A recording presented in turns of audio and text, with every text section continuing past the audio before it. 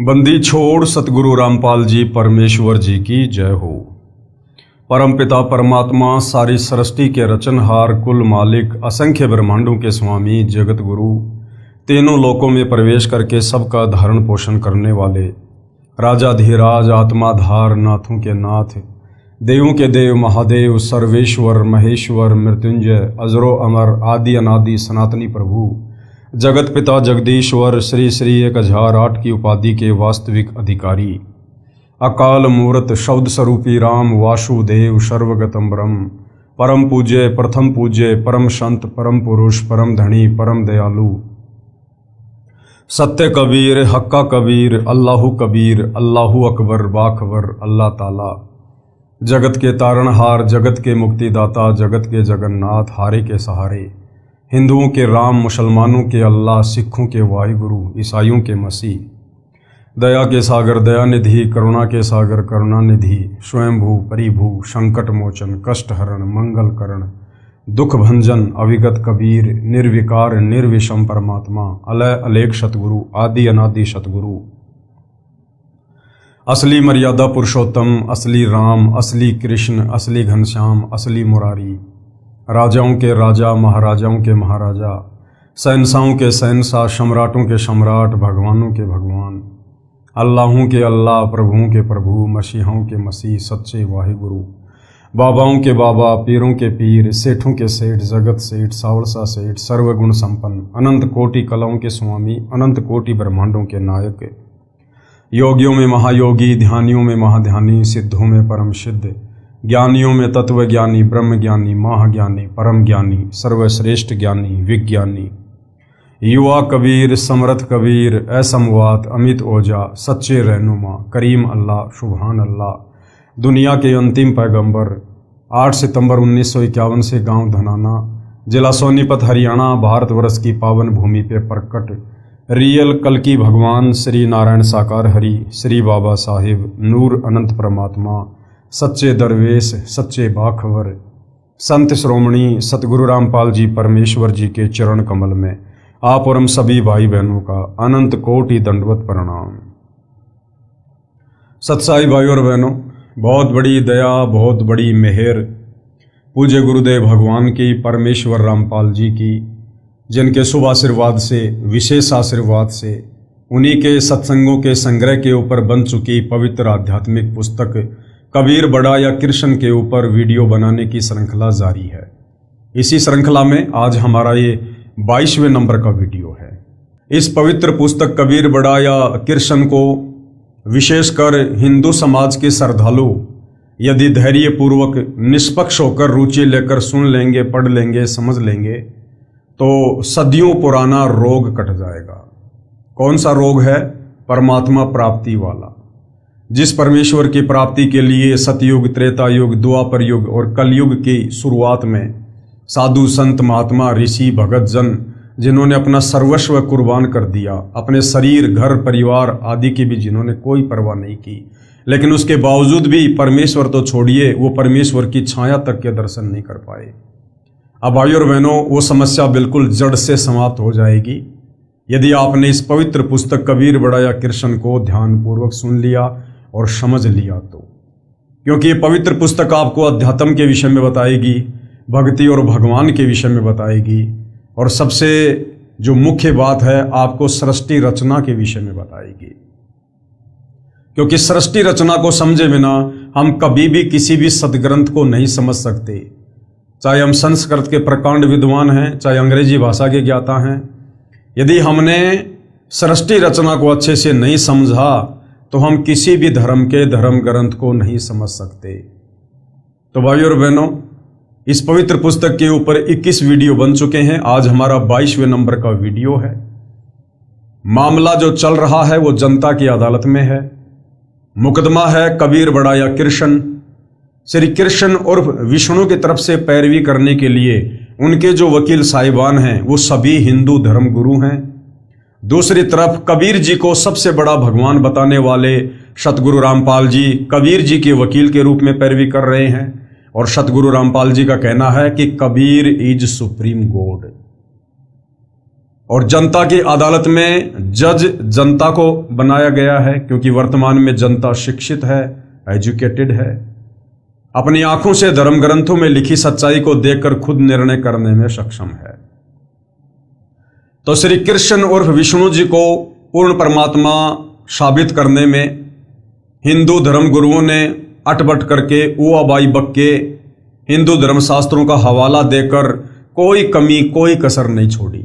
परंतु कबीर जी के वकील सतगुरु रामपाल जी उनकी उआबाई के ऊपर हिंदू धर्मशास्त्रों में लिखी सच्चाई को दिखाकर ऐसी चोट मारते हैं कि उनका सारा किया कराया धरा का धरा रह जाता है। और जनता की अदालत में चूंकि जनता खुद जज है, तो जनता अपनी आंखों से धर्मशास्त्रों में लिखी सच्चाई को देखकर, प्रमाणों को देखकर खुद निर्णय कर रही है कि वास्तव में भक्ति और भगवान के नाम पर हमें सदियों से किन लोगों ने मूर्ख बनाया। तो जैसे जैसे हिंदू धर्म से जुड़ी जनता अपने पवित्र सदग्रंथों में छुपे गूढ़ रहस्यों से परिचित होती जा रही है, उस आधार से अध्यात्म में रुचि लेते हुए सतगुरु रामपाल जी से तरह तरह के सवाल जवाब कर रही है।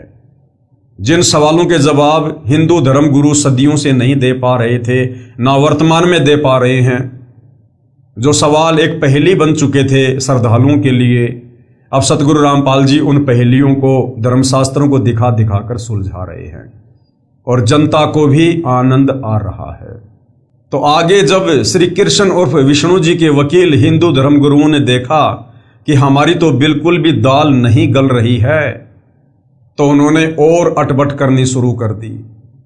और श्री कृष्ण जी के वकील हिंदू धर्म गुरुओं ने कोर्ट में कबीर जी के वकील सतगुरु रामपाल जी से क्या सवाल किया। कृष्ण जी के वकील यानी हिंदू धर्म गुरुओं ने फिर क्या कुछ कहा श्री कृष्ण उर्फ विष्णु जी को पूर्ण परमात्मा घोषित करते हुए। श्री कृष्ण जी ने मोर ध्वज राजा के पुत्र ताम्र ध्वज को जीवित किया था, जो आरे यानी लकड़ी काटने वाले हत्थे से बीचों बीच चीरकर दो फाड़ कर दिया था, मर गया था। क्या इनमें शक्ति नहीं है? हिंदू धर्म गुरु कह रहे हैं कि हमारे श्री कृष्ण जी ने राजा मोर ध्वज के पुत्र ताम्र ध्वज को बीचों बीच आरे से चीरकर, जिसकी दो फाड़ हो चुकी थी, जो बिल्कुल खत्म हो चुका था, अपनी शक्ति से उसको जीवित कर दिया था। तो क्या श्री कृष्ण अर्थात विष्णु में शक्ति नहीं है? तो कबीर जी के वकील सतगुरु रामपाल जी ने किस प्रकार से हिंदू धर्म गुरुओं के अज्ञान के ऊपर तत्व ज्ञान का प्रहार किया और समझाया कि इसका क्या रहस्य था। परमेश्वर कबीर जी के वकील यानी सतगुरु रामपाल जी फिर क्या कुछ कह रहे हैं। श्री कृष्ण जी ने राजा मोर ध्वज के पुत्र ताम्र ध्वज को तो जीवित कर दिया, परंतु अपने सगे भांजे सुभद्रा पुत्र अभिमन्यु को जीवित नहीं कर सके, जो महाभारत के युद्ध में छोटी उम्र में ही मारा गया था और पांडवों का एकमात्र पुत्र था।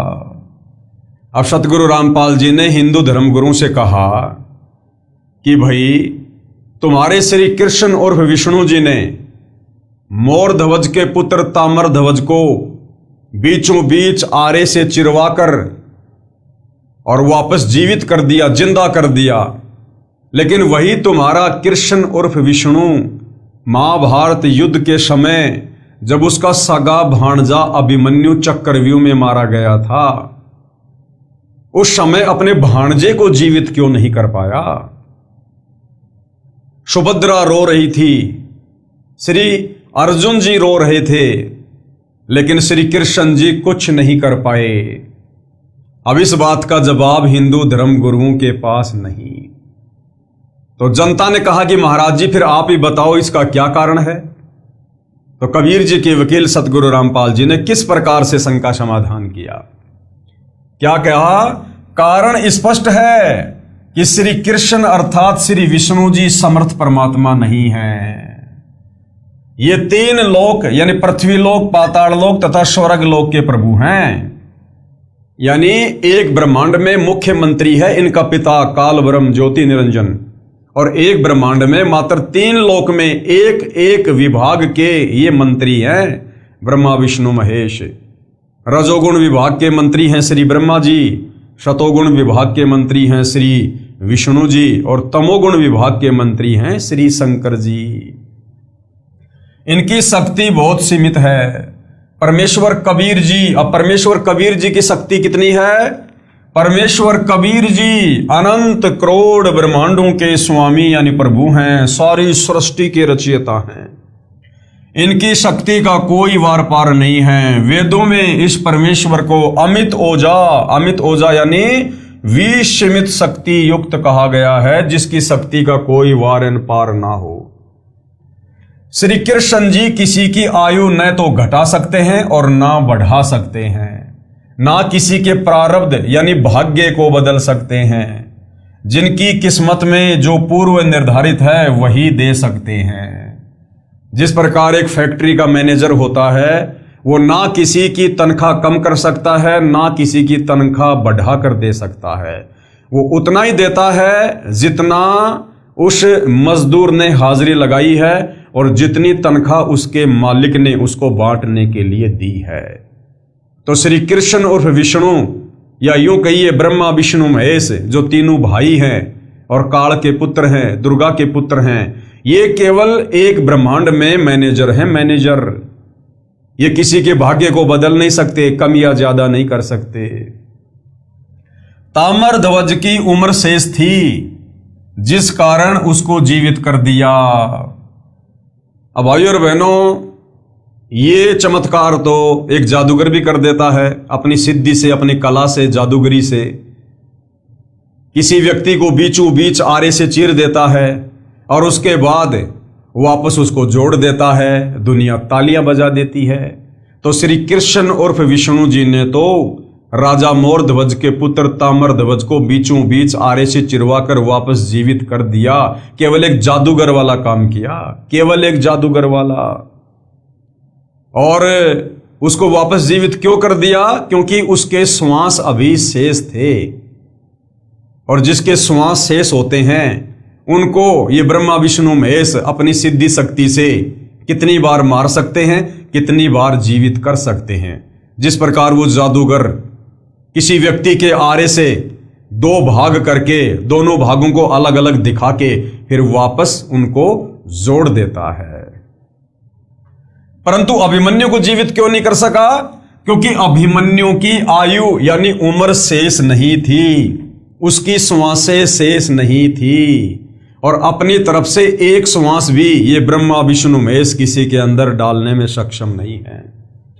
जिस कारण से उसको श्री कृष्ण जी जीवित नहीं कर सके, क्योंकि अभिमन्यु की श्वासें शेष नहीं थी। पांडव रो रहे थे, श्री कृष्ण जी दुखी थे, बहन सुभद्रा मृत्यु शोक से व्याकुल थी, सन्नाटा छाया था। श्री कृष्ण जी कुछ मदद नहीं कर पाए क्योंकि वे समर्थ प्रभु नहीं हैं। अब परमेश्वर कबीर जी किसी के भी प्रारब्ध को, भाग्य को, किस्मत को, डेस्टिनी को बदल सकते हैं, उसमें ज्यादा या कम कर सकते हैं। कहते हैं मासा घटे ना तिल बधे विदाता लिखे जो लेख, पर साचा सतगुरु मेट कर ऊपर मार दे मेख। क्योंकि कबीर परमात्मा खुद ही यहां पर भक्ति युग में सतगुरु की भूमिका करते हैं, और सच्चा सतगुरु तत्वदर्शी संत किसी के भाग्य में कभी भी कुछ भी चेंजमेंट कर सकता है। और ये अधिकार वर्तमान में इस धरती पर केवल सतगुरु रामपाल जी को है, क्योंकि पूर्ण तत्वदर्शी संत हैं, और तत्वदर्शी संत की भूमिका खुद कबीर परमेश्वर जी ही निभाते हैं। अब परमेश्वर कबीर जी के विषय में क्या बताया? परमेश्वर कबीर जी समर्थ परमेश्वर हैं। समर्थ यानी सब कुछ करने में सक्षम। ये भगत या भगतमती के प्रारब्ध कर्म को भी बदल सकते हैं, यानी उनकी किस्मत को भी चेंज कर सकते हैं। मृत्यु है तो उसे जीवन दान दे सकते हैं, जीवन है तो उसको मृत्यु में तब्दील कर सकते हैं। गरीब मासा घटे ना तिल बदे विदना लिखे जो लेख, भाई साचा सतगुरु मेट कर ऊपर मारे मेख। माशा घटे ना तिल बदे, माशा का मतलब होता है जरा सा, थोड़ा सा।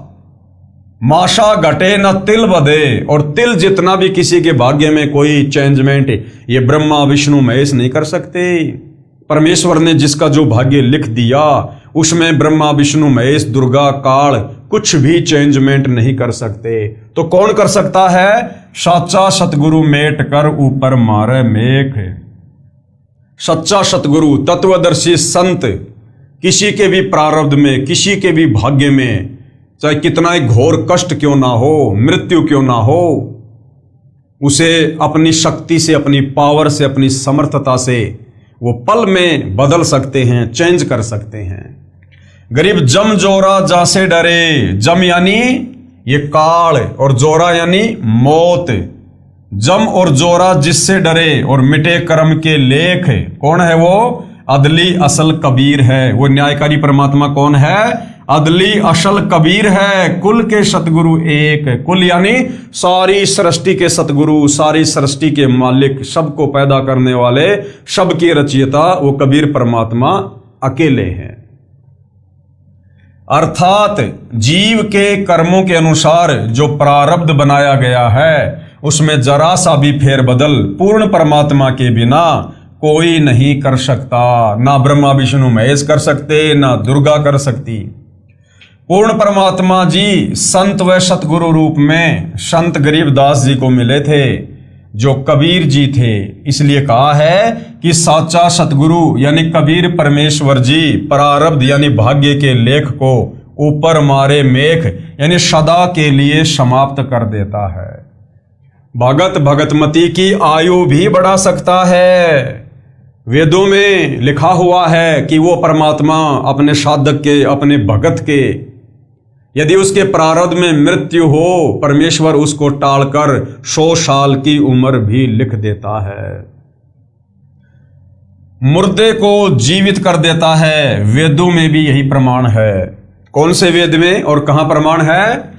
ऋग्वेद मंडल नंबर 10 सूक्त नंबर 161 मंत्र नंबर 2 में कहा है कि परमेश्वर अपने साधक के असाध्य रोग को भी समाप्त करके स्वस्थ कर देता है। यदि साधक यानी भगत मृत्यु को प्राप्त होकर परलोक चला गया है तो उसको मृत्यु देवता से छुड़वाकर जीवित करके 100 यानी 100 वर्ष की उम्र प्रदान कर देता है।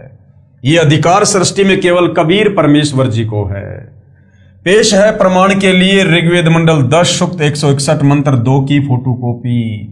अब जनता की अदालत में जनता अपनी आंखों से सब कुछ देख रही है कि हमारे धर्म ग्रंथों में सब कुछ लिखा हुआ है, वेदों में, गीता में, लेकिन हमारे नादान धर्म गुरु तत्व ज्ञान के अभाव से हमें समझा नहीं पाए, बता नहीं पाए। तो ये श्लोक आप जियों की आंखों के सामने है भाई और बहनों। आप जी देख सकते हो, पढ़ सकते हो कि परमेश्वर क्या कर सकता है।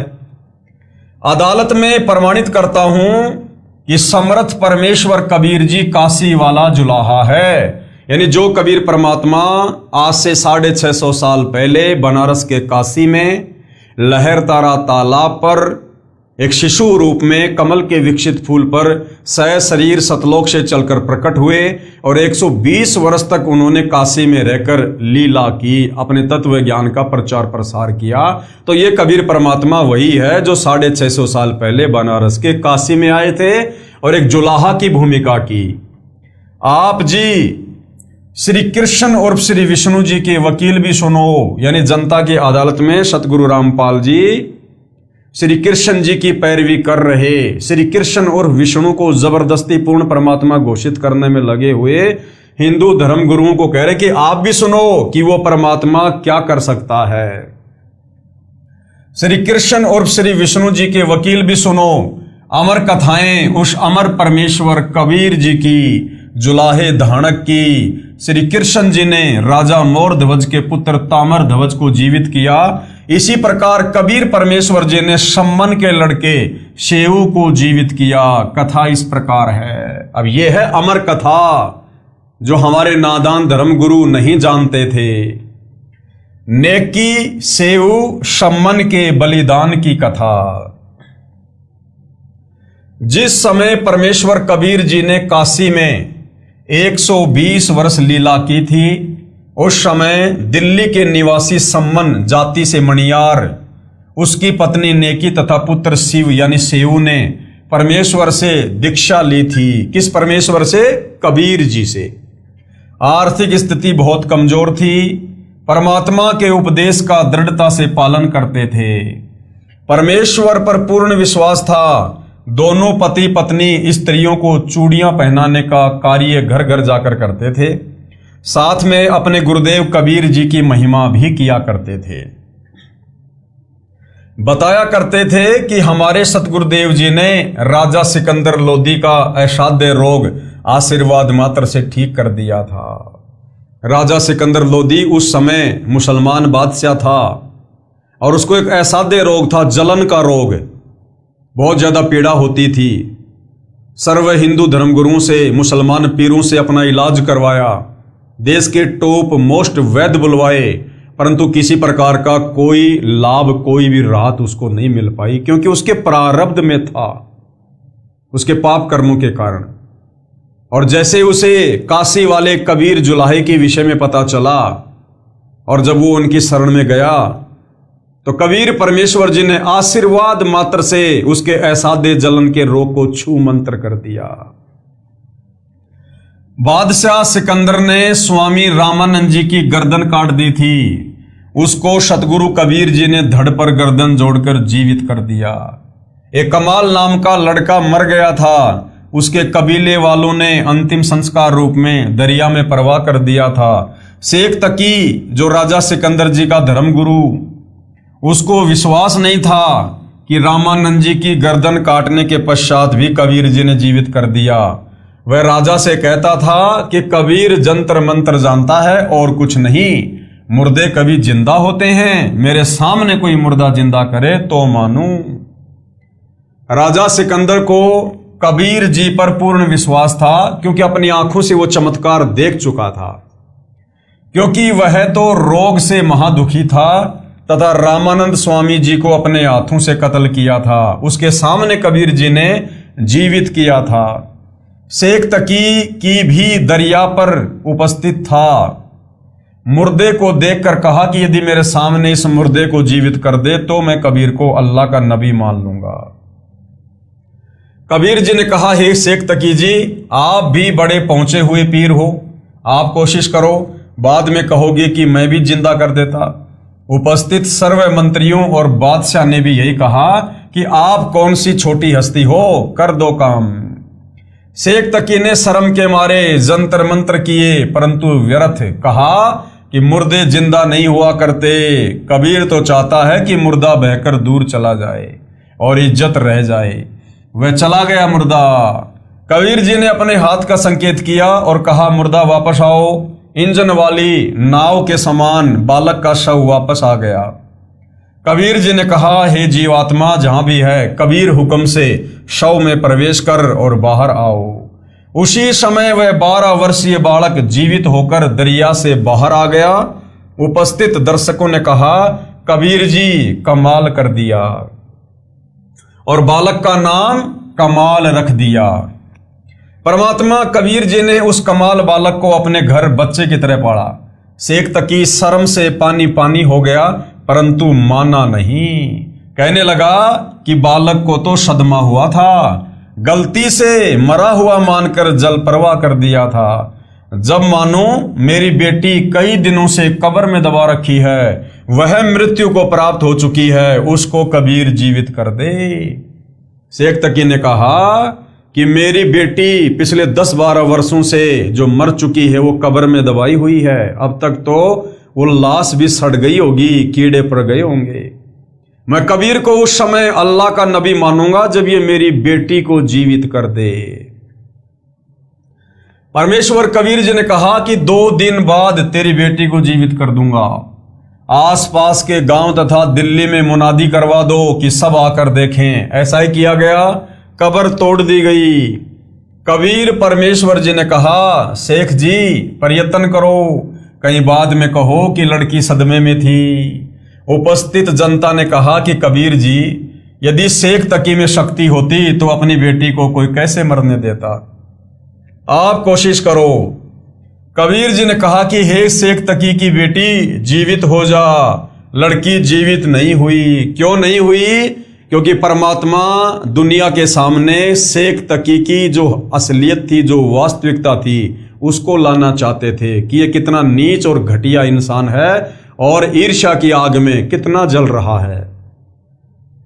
तो कबीर परमेश्वर जी ने कहा कि हे शेख तकी की बेटी, जीवित हो जा। लड़की जीवित नहीं हुई, ऐसा 2 बार कहा। लड़की जीवित नहीं हुई। शेख तकी को अपनी बेटी के जीवित न होने का दुख नहीं, बल्कि कबीर जी की हार की खुशी मनाने लगा और ताली बजाते हुए नाचने लगा। कबीर जी ने कहा, हे जीवात्मा, जहां भी हो, कबीर हुक्म से अपने शरीर में प्रवेश कर और कब्र से बाहर आओ। कहने की देरी थी, उसी समय 12 वर्षीय कन्या के शरीर में हलचल हुई और लड़की उठकर बाहर आई और कबीर जी को दंडवत प्रणाम किया। परमेश्वर कबीर जी ने कहा कि हे शेख तकी की बेटी, अपने पिता के साथ घर जाओ। शेख तकी ने भी बेटी का हाथ पकड़ा और घर चलने को कहा। कन्या का नाम कमाली रखा, क्योंकि उपस्थित जनता ने कहा कमाल है, इसलिए कमाली नाम रखा। अब शेख तकी की लड़की कमाली ने क्या कहा? कमाली ने कहा कि शेख तकी की ओर से तो मैं यमराज के पास जा चुकी थी, यानी अपने पिता की ओर से तो मैं मर चुकी थी। अब तो मैं अल्लाह कबीर की बेटी हूं। ये कबीर स्वयं अल्लाह है। इस प्रकार लड़की ने कबीर परमेश्वर जी के आशीर्वाद से 1.5 घंटे तक प्रवचन किए। अपने पूर्व के जन्मों की जानकारी दी कि एक बार मैं राबिया थी।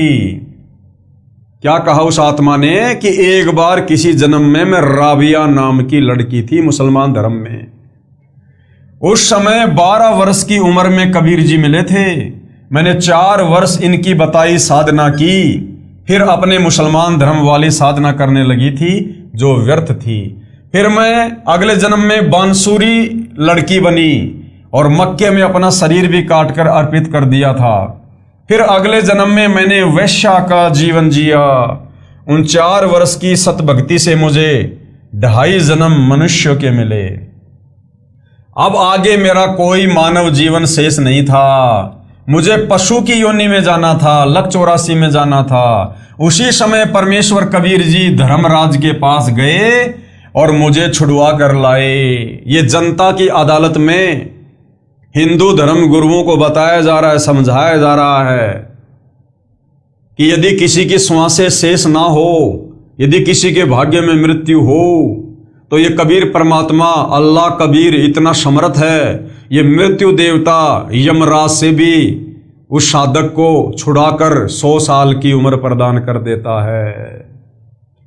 उसी समय परमेश्वर कबीर जी धर्मराज के पास गए और मुझे छुड़वा कर लाए और शरीर में प्रवेश कर दिया। इनकी कृपा से मुझे मानव जीवन मिला है। अब मैं अपने वास्तविक पिता अल्लाह कबीर जी के साथ रहूंगी। शेख तकी की लड़की ने शेख तकी के साथ रहने से बिल्कुल मना कर दिया। कबीर जी ने कमाली को बेटी की तरह पाला और अपने घर पर रखा। उपस्थित लाखों की संख्या में दर्शकों ने परमेश्वर कबीर जी से दीक्षा ली। सबको प्रथम 5 मंत्र का उपदेश दिया। इस प्रकार कबीर जी के उस समय 64 लाख शिष्य हो गए थे। कब? 650 साल पहले। वे चमत्कार देखकर ही शरण में आए थे। उन्होंने ज्ञान आधार नहीं बनाया था, केवल चमत्कार देखकर ही कबीर जी से जुड़े थे। दिल्ली नगर की स्त्रियां नेकी तथा सम्मान से ये अनोखी बातें सुनकर बाद में चर्चा करती थी कि क्या ये बातें संभव हो सकती हैं। कुछ तो कहती थी कि हमारे घर वाला भी उस समय वहीं उपस्थित था जब शेख की लड़की कब्र से निकालकर जीवित की गई थी। परंतु मेरा पति इस बात से नाराज हुआ कि कबीर क्यों ले गया लड़की को, जिसकी बेटी थी उसको सौंप देनी थी। भावार्थ है कि कुल मिलाकर वे स्त्रियां अंदर से मजाक रूप में मानती थी, परंतु उनके सन्मुख चुप रह जाती थी। एक समय साहिब कबीर अपने भगत सम्मन के यहां अचानक 2 सेवकों कमाल व शेख फरीद के साथ पहुंच जाते हैं। सम्मन के घर कुल 3 प्राणी थे। कौन? सम्मन, सम्मन की पत्नी नेकी और सम्मन का बेटा सेऊ, जिसको प्यार से शिव कहा करते थे। भगत सम्मन इतना गरीब था कि कई बार अन्न भी घर पर नहीं होता था। सारा परिवार भूखा सो जाता था।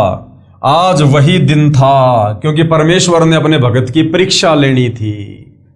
भगत सम्मन ने अपने गुरुदेव कबीर साहिब से पूछा कि साहिब खाने का विचार बताइए, खाना कब खाओगे। कबीर साहिब ने कहा कि भाई भूख लगी है, भोजन बनाओ। सम्मन अंदर घर में जाकर अपनी पत्नी नेकी से बोला कि अपने घर अपने गुरुदेव भगवान आए हैं। कौन आए हैं? गुरुदेव भगवान, और जल्दी से भोजन तैयार करो। नेकी ने कहा कि घर पर अन्न का एक दाना भी नहीं है। सम्मन ने कहा पड़ोस वालों से उधार मांग लाओ। नेकी ने कहा कि मैं मांगने गई थी लेकिन किसी ने भी उधार आटा नहीं दिया। उन्होंने आटा होते हुए भी जानबूझकर नहीं दिया और कह रहे हैं कि आज तुम्हारे घर तुम्हारे गुरुजी आए हैं। तुम कहा करते थे कि हमारे गुरुजी भगवान हैं। आपके गुरुजी भगवान हैं तो तुम्हें मांगने की आवश्यकता क्यों पड़ी? ये ही भर देंगे तुम्हारे घर को, आदि आदि कहकर मजाक करने लगे। सम्मन ने कहा लाओ आपका चीर गिरवी रखकर 3 सेर आटा ले आता हूं। चीर यानी नेकी ने जो कपड़ा ओढ़ रखा था, तो सम्मन ने कहा कि मुझे अपना ये कपड़ा दे दे, मैं इसको बेचकर और गुरुजी और 2 भक्तों के जितना आटा ले आता हूं। नेकी ने कहा ये चीर फटा हुआ है कि मेरा ये कपड़ा भी कई जगह से फटा हुआ है, इसे कोई गिरवी नहीं रखता। सम्मन सोच में पड़ जाता है और अपने दुर्भाग्य को कोसते हुए कहता है कि मैं कितना भागा हूं, आज घर भगवान आए और मैं उनको भोजन भी नहीं करवा सकता। हे परमात्मा, ऐसे पापी प्राणी को पृथ्वी पर क्यों भेजा? मैं इतना नीच रहा हुआ हूं कि पिछले जन्म में कोई पुण्य नहीं किया, अब सतगुरु को क्या मुंह दिखाऊं? ये कहकर अंदर कोठे में जाकर फूट फूट कर रोने लगा।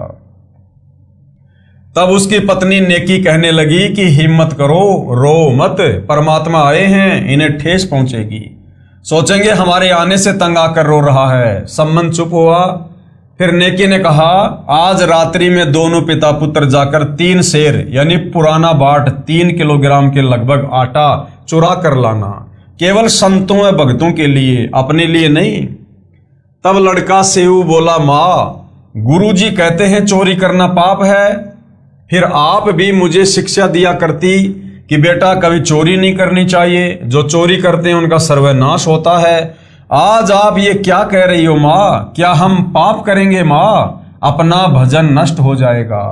माँ हम 84 लाख योनियों में कष्ट पाएंगे, ऐसा मत कहो माँ। माँ आपको मेरी कसम। तब नेकी ने कहा पुत्र तुम ठीक कह रहे हो, चोरी करना पाप है, परंतु पुत्र हम अपने लिए नहीं बल्कि संतों के लिए करेंगे। जिस नगर में निर्वाह किया है इनकी रक्षा के लिए चोरी करेंगे। नेकी ने कहा बेटा ये नगर के लोग अपने से बहुत चिढ़ते हैं। हमने इनको कहा था कि हमारे गुरुदेव कबीर साहिब पूर्ण परमात्मा पृथ्वी पर आए हुए हैं। इन्होंने एक मृतक गऊ तथा उसके बच्चे को जीवित कर दिया था, जिसके टुकड़े सिकंदर लोदी ने करवाए थे। एक लड़के तथा एक लड़की को जीवित कर दिया। सिकंदर लोदी राजा का जलन का रोग समाप्त कर दिया तथा श्री स्वामी रामानंद जी कबीर साहिब के गुरुदेव को सिकंदर लोदी ने तलवार से कत्ल कर दिया था, वे भी कबीर साहिब ने जीवित कर दिए थे। इस बात का ये नगर वाले मजाक कर रहे हैं और कहते हैं कि आपके गुरु कबीर तो भगवान हैं, तुम्हारे घर को भी अन्न से भर देंगे, फिर क्यों अन्न यानी आटे के लिए घर घर डोलती फिरती हो। बेटा ये नादान प्राणी हैं। यदि आज साहिब कबीर इस नगरी का अन्न खाए बिना चले गए तो काल भगवान भी इतना नाराज हो जाएगा कि कहीं इस नगरी को समाप्त ना कर दे। हे पुत्र इस अनर्थ को बचाने के लिए अन्न की चोरी करनी है। हम नहीं खाएंगे, केवल अपने सतगुरु तथा आए भक्तों को प्रसाद बनाकर खिलाएंगे। ये कहकर नेकी की आंखों में आंसू भर आए और कहा पुत्र नाटियो मत यानी मना मत करना। तब अपनी माँ की आंखों के आंसू पोंछता हुआ लड़का सेऊ कहने लगा माँ रो मत, आपका पुत्र आपके आदेश का पालन करेगा। माँ आप तो बहुत अच्छी हो ना।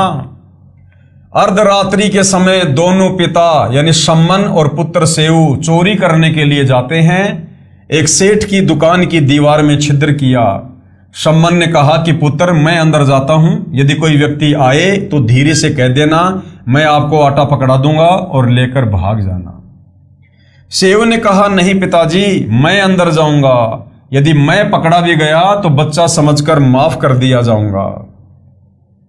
सम्मन ने कहा, पुत्र, यदि आपको पकड़कर मार दिया तो मैं और तेरी मां कैसे जीवित रहेंगे? सेऊ प्रार्थना करता हुआ छिद्र द्वार से अंदर दुकान में प्रवेश कर जाता है तथा सम्मन कहता है कि पुत्र, केवल 3 सेर आटा लाना, अधिक नहीं। लड़का सेऊ लगभग 3 सेर आटा अपनी फटी पुरानी चद्दर में बांधकर चलने लगता है तो अंधेरे में तराजू के पलड़े पर पैर रख गया। जोरदार आवाज हुई जिससे दुकानदार जाग जाता है और सेऊ को चोर चोर करके पकड़कर रस्से से बांध देता है। इससे पहले सेऊ वह चद्दर में बंधा हुआ आटा उस छिद्र से बाहर फेंक देता है और कहता है कि पिताजी, मुझे सेठ ने पकड़ लिया है, आप आटा ले जाओ और सतगुरु व भक्तों को भोजन करवाना, मेरी चिंता मत करना। आटा लेकर सम्मन घर पर गया तो सेऊ को न पाकर नेकी ने पूछा, लड़का कहाँ है? सम्मन ने कहा, उसे सेठ जी ने पकड़कर थांब से बांध दिया। नेकी ने कहा कि आप वापस जाओ और लड़के सेऊ का सिर काट कर लाओ, क्योंकि लड़के को पहचान कर अपने घर पर लाएंगे। फिर सतगुरु को देखकर नगर वाले कहेंगे कि ये है जो चोरी करवाते हैं। हो सकता है सतगुरु देव को परेशान करें, हम पापी प्राणी अपने दाता को भोजन के स्थान पर कैद न करवा दें। ये कहकर मां अपने बेटे का सिर काटने के लिए अपने पति से कह रही है, वह भी गुरुदेव जी के लिए। सम्मन ने हाथ में लंबा छुरा लिया तथा दुकान पर जाकर कहा, बेटा सेऊ, एक बार गर्दन बाहर निकाल, कुछ जरूरी बातें करनी है, कल तो हम नहीं मिल पाएंगे, हो सकता है ये आपको मरवा दें। तब सेऊ उस सेठ यानी बनिए से कहता है कि सेठ जी, बाहर मेरा बाप खड़ा है, कोई जरूरी बात करना चाहता है, कृपया करके मेरे रस्से को इतना ढीला कर दो कि मेरी गर्दन छेद से बाहर निकल जाए। सेठ ने उसकी बात को स्वीकार करके रस्सा इतना ढीला कर दिया कि गर्दन आसानी से बाहर निकल गई। सेऊ ने कहा, पिताजी, मेरी गर्दन काट दो, यानी परमात्मा ने दोनों तरफ से प्रेरणा कर दी। सेऊ ने कहा कि पिताजी, मेरी गर्दन काट दो, यदि आप मेरी गर्दन नहीं काटोगे तो आप मेरे पिता नहीं हो। मुझे पहचान कर घर तक सेठ पहुंचेगा, राजा तक इनकी पहुंच है, ये अपने गुरुदेव को मरवा देगा। पिताजी, हम क्या मुख दिखाएंगे? सम्मन ने एकदम कर्द मारी और सिर काटकर घर ले गया। सेठ ने लड़के का कत्ल हुआ देखकर उसके शव को घसीटकर साथ ही एक पजावा, ईंट पकाने का भट्टा था, उस खंडर में डाल गया।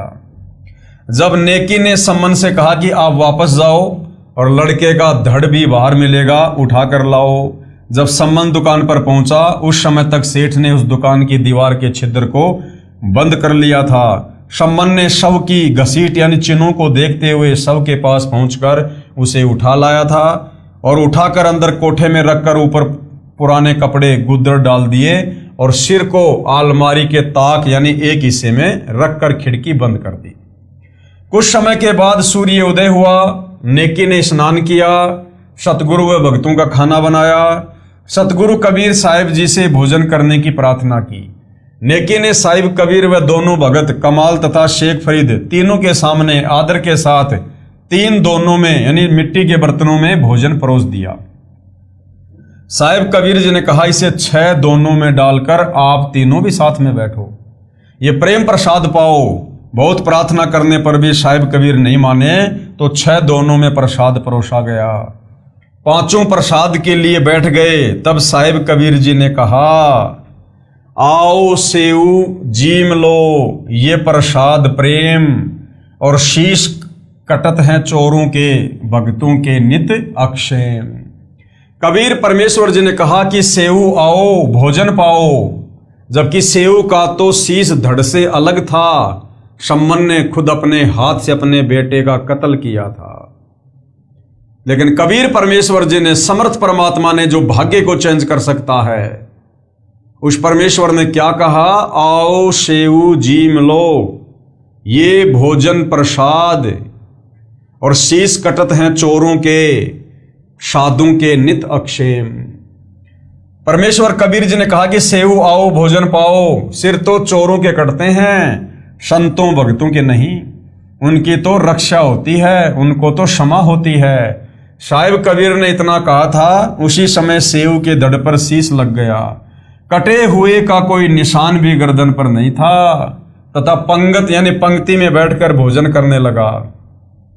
बोलो कबीर साहेब, कबीर अमित ओझा की जय हो।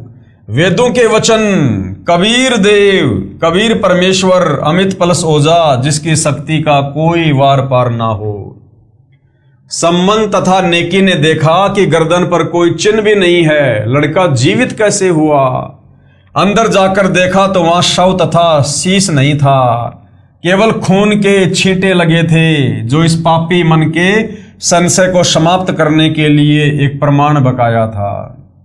ऐसी ऐसी बहुत सारी लीलाएं साहिब कबीर अग्नि ने की, जिनसे ये स्वयं सिद्ध है कि ये ही पूर्ण परमात्मा हैं। सामवेद संख्या नंबर 822 तथा ऋग्वेद मंडल 10 सूक्त 161 मंत्र 2 में कहा है कि कबीर देव ने अपने विधिवत साधक साथी की आयु बढ़ा देता है। यदि मृत्यु को भी प्राप्त हो चुका हो, उसे धर्मराज से छुड़वाकर 100 वर्ष का जीवन प्रदान कर देता है। अब जनता की अदालत में श्री कृष्ण जी अर्थात विष्णु जी को सर्वशक्तिमान परमेश्वर घोषित करने में लगे हुए हिंदू धर्मगुरुओं को कबीर जी के वकील सतगुरु रामपाल जी ने यह कथा सुनाकर यह प्रमाण दिया कि सर्वशक्तिमान परमात्मा तो केवल कबीर है। जो किसी के भाग्य में मृत्यु लिखी है, किसी की श्वास भी शेष नहीं है, परमेश्वर उसको भी 100 साल की उम्र प्रदान कर देता है, जितनी चाहे उतनी। 100 साल तो इस कलयुग के हिसाब से बोली गई है, क्योंकि कलयुग में लगभग 100 साल की उम्र इंसान की होती है। और आगे बहुत सारे प्रमाण दिए कबीर परमेश्वर की समर्थता के विषय में। समर्थ परमेश्वर कबीर जी हैं, इसके अन्य प्रमाण। परमेश्वर कबीर कहा करते कि हिंदू तथा मुसलमान, यहूदी तथा ईसाई सब एक प्रभु के बच्चे हो। तुम्हारे को काल यानी शैतान ने भ्रमित करके बांट रखा है। धर्मों में और जातियों में तुम्हारे को इस काल ने, शैतान ने अपने स्वार्थ के लिए बांट रखा है, ताकि तुम परमात्मा के निकट ना पहुंच जाओ, तुम सत भक्ति करके यहां से पूर्ण मुक्ति प्राप्त ना कर लो। क्योंकि इस काल को, शैतान को प्रतिदिन 1 लाख मानव शरीरधारी स्त्री या पुरुषों के सूक्ष्म शरीर से निकली वासना को खाने का श्राप लगा हुआ है, जिस कारण से ये हमें भक्ति और भगवान के नाम पर भ्रमित रखता है। एक बार दिल्ली के मुसलमान बादशाह सिकंदर लोदी को जलन का रोग हो गया। जलन का रोग ऐसा होता है जैसे किसी का आग में हाथ जल जाए, उसमें पीड़ा बहुत होती है। जलन के रोग में कहीं से शरीर जला दिखाई नहीं देता है, परंतु पीड़ा अत्यधिक होती है, उसको जलन का रोग कहते हैं। जब प्राणी के पाप बढ़ जाते हैं तो औषधि भी बेअसर हो जाती है। दिल्ली के बादशाह सिकंदर लोदी के साथ भी वही हुआ, क्योंकि वो जबरदस्ती हिंदुओं को उस समय मुसलमान बनाया करता था, और जो नहीं मानता था उसको कत्लेआम करवा दिया करता था। तो उसके उस समय के पाप कर्म और कुछ प्रारब्ध के पाप कर्म वो सामने आ गए, जिसके चलते उसे असाध्य जलन का रोग हो गया। सभी प्रकार की औषधि सेवन की, बड़े बड़े वैद्य बुला लिए और मुंह बोला इनाम रख दिया कि मुझे ठीक कर दो, जो मांगोगे वही दूंगा। दुख में व्यक्ति पता नहीं क्या संकल्प कर लेता है, सर्व उपाय निष्फल हुए। उसके बाद अपने धार्मिक काजी, मुल्ला, संतों आदि सबसे अपना आध्यात्मिक इलाज करवाया, परंतु सब असफल रहा। क्यों? क्योंकि प्रारब्ध में लिखे कष्ट को, संकट को, दुख को कबीर परमेश्वर के अलावा यहां ब्रह्मा, विष्णु, महेश, दुर्गा और काल भी चेंज नहीं कर सकते। जब हम दुखी हो जाते हैं तो हिंदू और मुसलमान नहीं कहते, फिर तो कहीं पर भी रोग कट जाए वहीं पर चले जाते हैं। और वैसे तो हिंदू कहते हैं कि मुसलमान बुरे, और मुसलमान कहते हैं कि हिंदू बुरे। और बीमारी हो जाए तो फिर हिंदू और मुसलमान नहीं देखते, जब कष्ट आए तब तो कोई बुरा नहीं। जो मुसलमान बुरे हैं वे बुरे हैं, और जो हिंदू बुरे हैं वो हिंदू भी बुरे हैं, और दोनों में अच्छे भी हैं।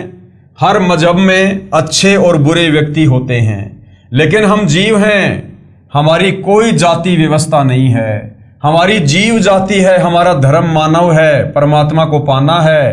हिंदू वैद्य तथा आध्यात्मिक संत भी बुलाए, स्वयं भी उनसे जाकर मिला और सबसे आशीर्वाद व जंत्र मंत्र करवाए। परंतु सर्व चेष्टा निष्फल रही, यानी सिकंदर लोदी का जलन का रोग ठीक नहीं हुआ। फिर किसी ने बताया कि काशी शहर में एक कबीर नाम का महापुरुष है, यदि वह कृपया कर दे तो आपका दुख निवारण अवश्य हो जाएगा। जब बादशाह सिकंदर लोदी ने सुना कि एक काशी के अंदर महापुरुष रहता है तो उसको कुछ कुछ याद आया कि वह तो नहीं जिसने गाय को भी जीवित कर दिया था। हजारों अंग रक्षकों सहित दिल्ली से काशी के लिए चल पड़ा। वीर सिंह बघेला काशी नरेश पहले ही कबीर साहिब की महिमा और ज्ञान सुनकर कबीर साहिब के शिष्य हो चुके थे और पूर्ण रूप से अपने गुरुदेव में आस्था रखते थे। उनको कबीर साहिब की समर्थता का ज्ञान था, क्योंकि कबीर परमेश्वर वहां पर बहुत लीलाएं कर चुके थे। जब सिकंदर लोदी बनारस गया तथा वीर सिंह से कहा कि वीर सिंह मैं बहुत दुखी हो गया हूं, अब तो आत्महत्या ही शेष रह गई है। यहां पर कोई कबीर नाम का संत है, आप तो जानते ही होंगे कि वह कैसा है। इतनी बात सिकंदर बादशाह के मुख से सुनी थी। काशी नरेश वीर सिंह की आंखों में पानी भर आया और कहा कि अब आप ठीक स्थान पर आ गए हो, अब आपके दुख का अंत हो जाएगा। बादशाह सिकंदर ने पूछा कि ऐसी क्या बात है। वीर सिंह ने कहा कि वह कबीर जी स्वयं भगवान आए हुए हैं, परमेश्वर स्वरूप हैं, यदि उनकी दया दृष्टि हो गई तो आपका रोग ठीक हो जाएगा। राजा सिकंदर ने कहा कि जल्दी बुला लाओ। काशी नरेश वीर देव सिंह बघेल ने विनम्रता से प्रार्थना की कि आपकी आज्ञा सिरोधार्य है, आदेश भिजवा देता हूं, लेकिन ऐसा सुना है कि संतों को बुलाया नहीं करते। यदि वे आ भी गए और रजा नहीं बख्शी तो भी आने का कोई लाभ नहीं, बाकी आपकी इच्छा। सिकंदर ने कहा कि ठीक है, मैं स्वयं ही चलता हूं, इतनी दूर आ गया हूं, वहां पर भी अवश्य चलूंगा। फिर आगे क्या हुआ, क्या समझा रहे हैं गुरुदेव अमर कथा में। सिकंदर लोदी बादशाह का असाध्य रोग ठीक करना। शाम का समय हो गया था और वीर सिंह को पता था कि इस समय कबीर साहिब यानी कबीर जी अपने औपचारिक गुरुदेव यानी मुंह बोले गुरुदेव स्वामी रामानंद जी के आश्रम में ही होते हैं। यह समय परमेश्वर कबीर जी का वहां मिलने का है। वीर देव सिंह बघेल काशी नरेश तथा सिकंदर लोदी दिल्ली के बादशाह दोनों स्वामी रामानंद जी के आश्रम के सामने खड़े हो गए। वहां जाकर पता चला कि कबीर साहिब अभी नहीं आए हैं, आने ही वाले हैं। वीर सिंह अंदर नहीं गए, बाहर सेवक खड़ा था, उससे ही पूछा। सिकंदर ने कहा कि तब तक आश्रम में विश्राम कर लेते हैं। राजा वीर सिंह ने स्वामी रामानंद जी के द्वारपाल यानी सेवक से कहा कि स्वामी रामानंद जी से प्रार्थना करो कि दिल्ली के बादशाह सिकंदर लोदी आपके दर्शन भी करना चाहते हैं और साहिब कबीर का इंतजार भी आपके आश्रम में ही करना चाहते हैं।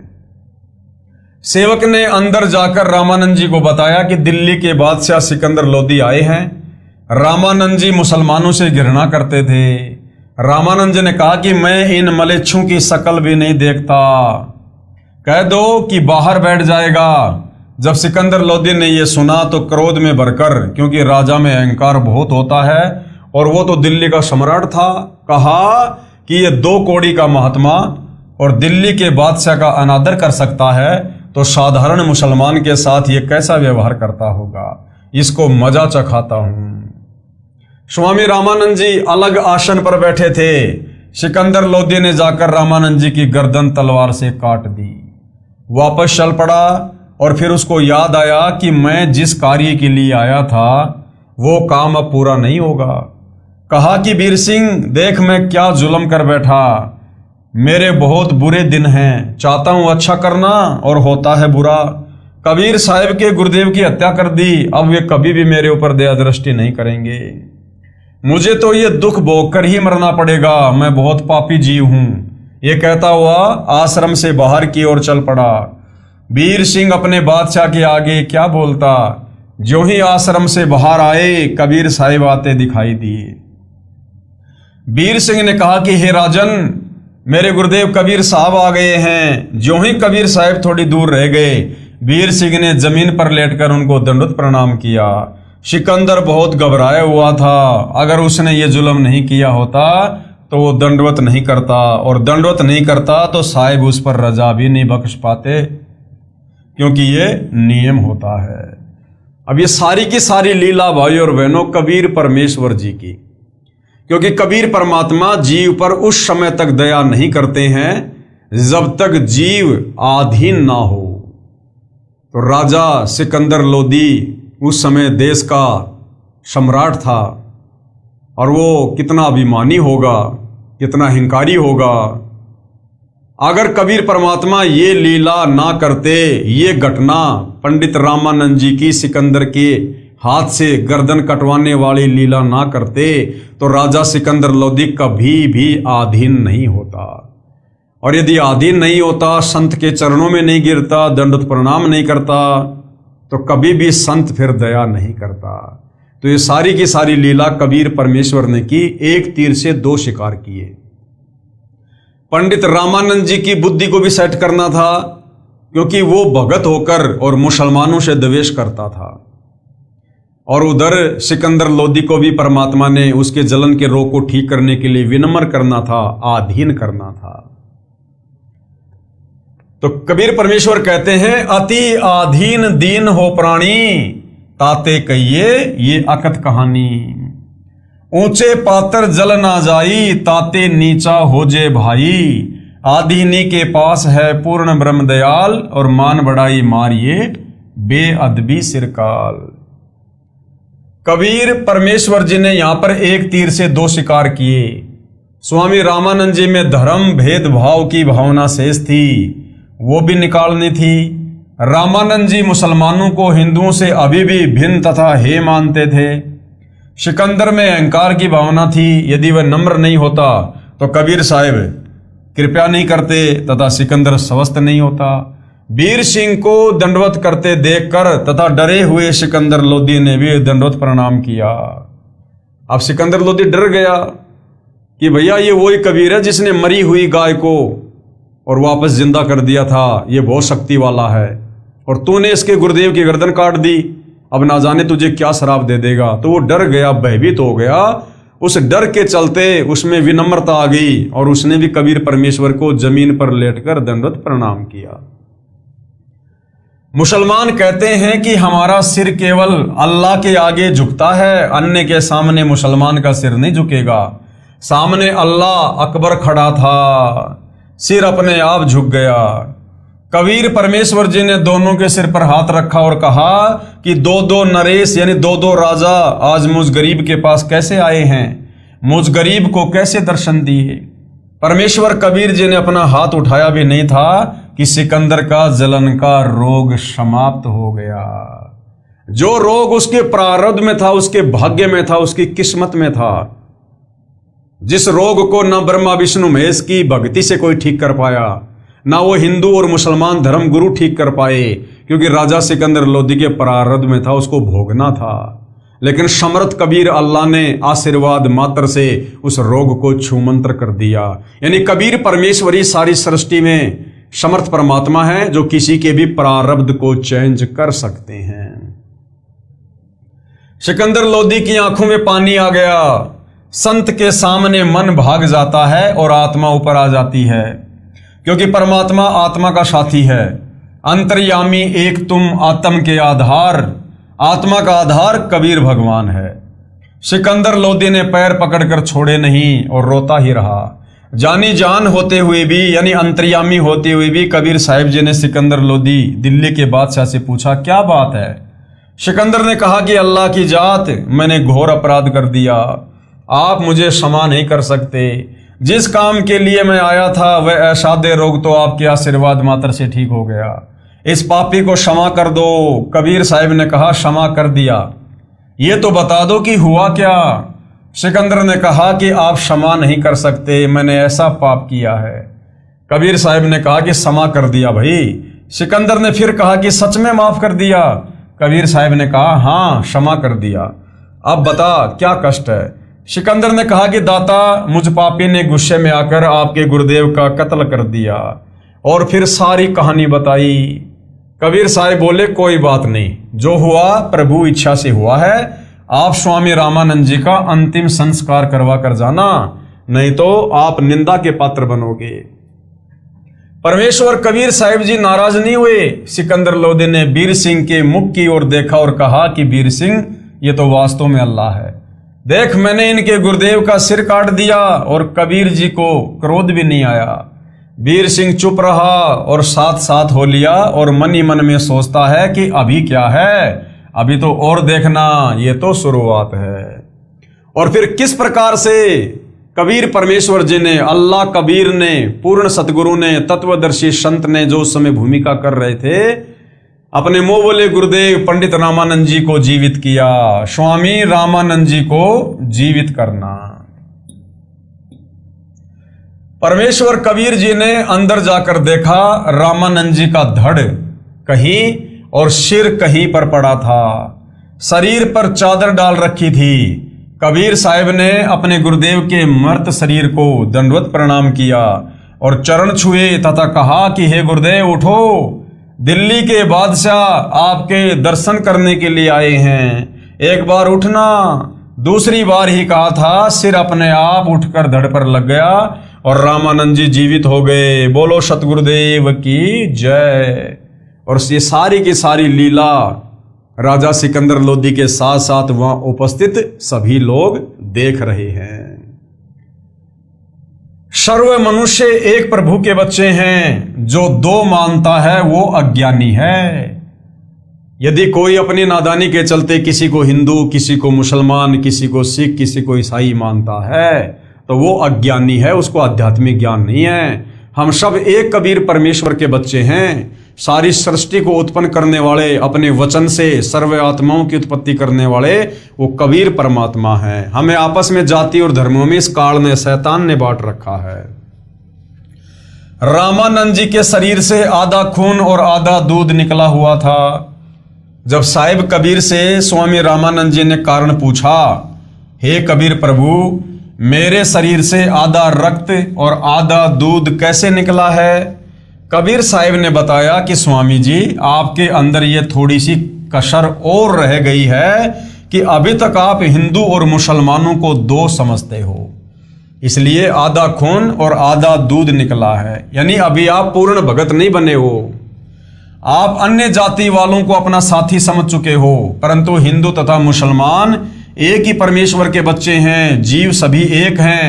आप तो जानी जान हो, आप तो लीला कर रहे हो, अर्थात गोल मोल बात करके सब समझा गए। कबीर अलख इलाई एक है, यानी सबका मालिक एक है। नाम धराया दो, कहे कबीर दो नाम सुन, भरम परो मत कोई। यानी वो सारी सृष्टि का मालिक एक ही है। जब वो इस धरती पर आता है, गुरु की भूमिका करता है, तो भिन्न भिन्न नाम से आता है। तो वो है एक ही, लेकिन नाम अपने कभी कभी दो भी रखवा लेता है। जैसे वो सारी सृष्टि का मालिक कबीर भगवान जब सतयुग में आए तो उन्होंने अपना नाम सत सुकृत रखवा लिया। त्रेता में आए तो अपना नाम मुनिंद्र ऋषि रखवा लिया। द्वापर में आए तो कबीर अल्लाह ने अपना नाम करुणा में ऋषि रखवा लिया। 650 साल पहले आए तो अपने वास्तविक नाम से उन्होंने लीला की। उसके बाद 300 साल पहले गांव छुडानी जिला झज्जर हरियाणा में आए तो गरीबदास नाम रखवा लिया। और वर्तमान कलयुग की पिछली पीढ़ी में 8 सितंबर 1951 को आए हैं, प्रकट हुए हैं, तो अपना नाम संत रामपाल जी रखवा लिया। तो कहते हैं कबीर अलख इलाई एक है और नाम धराया दो, कहे कबीर दो नाम सुनकर भरम पड़ो मत कोई। कबीर राम रहीमा एक है, नाम धराया दो। मुसलमान जिसे रहीम कहते हैं, यानी रहनुमा, दयालु, और हिंदू जिसे राम कहते हैं, भाई वो एक ही है, अलग अलग नहीं है। कबीर राम रहीमा एक है, नाम धराया दो, कहे कबीर दो नाम सुनकर भरम पड़ो मत कोई। कबीर कृष्ण करीमा एक है, नाम धराया दो, कहे कबीर दो नाम सुनकर भरम पड़ो मत कोई। कबीर काशी काबा एक है, एक राम रहीम, मैदा एक पकवान बहू, बैठी कबीरा जीम। कबीर एक वस्तु के नाम बहुत, लीजिए वस्तु पहचान, नाम पक्ष नहीं कीजिए सार तत्व ले जान। कबीर सब काहू का लीजिए साचा शब्द निहार, पक्षपात ना कीजिए कहे कबीर विचार।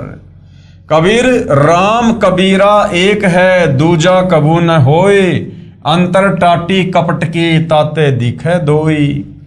कबीर राम कबीर एक है कहन सुनन को दोई, और दो करी सोई जान ही सतगुरु मिलाना होए। यानी जब वो कबीर परमात्मा धरती पर सतगुरु रूप में आता है तो गुरुदेव भगवान कहते हैं उन्हें दो समझने की भूल मत करना। कबीर गुरु गोविंद दो नहीं भाई, जब तक दो समझोगे दो जग में जाई। वो कबीर परमात्मा खुद ही काल के किस ब्रह्मांड में आकर सच्चे गुरु की, पूर्ण गुरु की, तत्वदर्शी संत की भूमिका करता है। रामानंद जी ने सिकंदर को सीने से लगाया तथा उसके बाद हिंदू तथा मुसलमान को तथा सभी जाति व धर्मों के व्यक्तियों को प्रभु के बच्चे जानकर प्यार देने लगे तथा अपने औपचारिक शिष्य वास्तव में कबीर साहिब जी का धन्यवाद किया कि आपने मेरा अज्ञान पूर्ण रूप से दूर कर दिया। हम एक पिता यानी भगवान की संतान हैं, मुझे दृढ़ विश्वास हो गया। दिल्ली के बादशाह सिकंदर लोदी के साथ उनका धार्मिक गुरु शेख तकीबी बनारस गया था। वह रेस्ट हाउस यानी विश्राम गृह में ही रुका था। वो शेख तकी जो सिकंदर का धार्मिक गुरु था, वो उस समय उस घटना को देखने के लिए उपस्थित नहीं था, क्योंकि शेख तकी हिंदू संतों से बहुत ईर्ष्या करता था तथा उन्हें वह उनके शिष्यों को काफिर कहता था। इसलिए स्वामी रामानंद जी के आश्रम में जाने से इनकार कर दिया था। राजा सिकंदर लोदी के साथ स्वामी रामानंद जी के आश्रम में नहीं गया था। शेख तकी पीर ने अल्लाह को नहीं पहचाना। वो जो शेख तकी था, राजा सिकंदर लोदी का धार्मिक गुरु, वो ईर्ष्यावश कबीर परमेश्वर के द्वारा की जाने वाली ऐसी ऐसी अद्भुत लीलाओं को सुनकर भी, आंखों देखकर भी, वो ईर्ष्यावश उनको परमात्मा मानने को तैयार नहीं था। भारत के सम्राट सिकंदर ने विश्राम गृह में आकर परमेश्वर कबीर साहिब जी द्वारा अपने असाध्य रोग का निवारण केवल आशीर्वाद मात्र से करने तथा स्वामी रामानंद जी को पुनः जीवित करने की अद्भुत करिश्मे की बात खुशी के साथ अपने धार्मिक पीर शेख तकी को बताई तथा कहा कि पीर जी, मैं पूर्ण रूप से स्वस्थ हूं, मुझे कोई पीड़ा किसी अंग में नहीं है। शाम का समय था। प्रभु कबीर साहिब जी सुबह आने की कहकर अपनी कुटिया पर चले गए थे। शेख तकी ने बादशाह के मुख से अन्य पीर की भूरी भूरी प्रशंसा सुनी तो अंदर ही अंदर जल भुन गया। रात भर करवटें बदलता रहा। परमेश्वर कबीर साहिब जी को नीचा दिखाने की योजना बनाता रहा। बादशाह सिकंदर की शंकाओं का समाधान। प्रश्न। बादशाह सिकंदर लोदी ने कबीर अल्लाह से पूछा, हे परवरदिगार, ये ब्रह्म काल कौन शक्ति है, ये सभी के सामने क्यों नहीं आता है? जब कबीर परमेश्वर ने कुछ देर राजा सिकंदर लोदी को तत्व ज्ञान बताया, सत्संग सुनाया कि भाई ना वो अल्लाह अलग है ना वो राम अलग है। इस शैतान ने, इस काल ने सबको यहां पर भ्रमित कर रखा है, अलग अलग धर्म बनवाकर, जातियां बनवाकर। ये काल है, ये शैतान है, इसको श्राप लगा हुआ है। मुसलमान जिसको अल्लाह समझते हैं और हिंदू जिसको निराकार भगवान कहते हैं, ये ब्रह्म है, ये काल है जो अपने वास्तविक रूप में कभी किसी के सामने नहीं आता है और जिसको 1 लाख मानव शरीरधारी आत्माओं के सूक्ष्म शरीर से निकली वासना खाने का श्राप लगा हुआ है। तो जब सृष्टि रचना को बादशाह सिकंदर लोदी ने सुना तो कुछ शंकाएं उसके मन में उत्पन्न हो गई। उन शंकाओं के सवाल सिकंदर लोदी कबीर परमेश्वर जी से पूछते हैं और किस प्रकार से कबीर परमेश्वर सिकंदर लोदी की तमाम शंकाओं का ज्ञान आधार से समाधान करते हैं। ये भाई और बहनों, जनता की अदालत में हिंदू धर्मगुरुओं के सामने कबीर जी के वकील सतगुरु रामपाल जी स्पष्ट कर रहे हैं। अब भाई और बहनों, इस विषय पर आगे कबीर परमेश्वर किस प्रकार से राजा सिकंदर लोदी की शंकाओं का समाधान करते हैं, इस विषय को हम अगले एपिसोड में लेंगे। तब तक पूज्य गुरुदेव भगवान हम सभी को आशीर्वाद दें, सद्बुद्धि दें, हमारा मार्गदर्शन करें। बंदी छोड़ सतगुरु रामपाल जी परमेश्वर जी की जय हो।